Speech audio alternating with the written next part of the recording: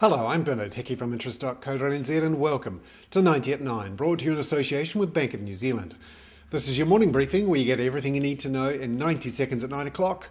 Starting now with news, the oil price has risen almost 2% overnight to almost $100 US a barrel for West Texas Intermediate. Goldman Sachs increased its forecast for the oil price to $130 a barrel, and Morgan Stanley also increased its forecast. This is because they're concerned about oil supplies, particularly out of Libya, and the inability of OPEC to increase its supply. The New Zealand dollar briefly rose over 80 US cents overnight, and it rose to 75.6 Australian cents. The New Zealand dollar is relatively strong at the moment, particularly after figures yesterday from the Reserve Bank showing inflationary expectations a little bit stronger than some people had expected, at almost 3% over the next 2 years. Now that's at the top of the Reserve Bank's 1 to 3% range. It's causing some people to wonder, should the Reserve Bank hike the official cash rate slightly sooner than some people had expected?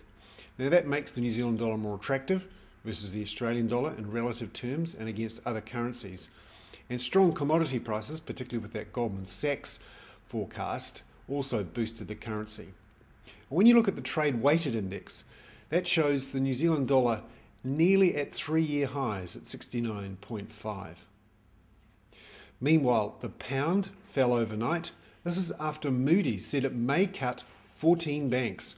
Also, the Chinese credit rating agency, Da Gong, cut Britain's sovereign credit rating to A+. So the pound fell against various currencies, including the New Zealand dollar, which rose to 49.3 British pence, near its highs again, and well above the 44 pence we saw mid-March after the Reserve Bank cut the official cash rate.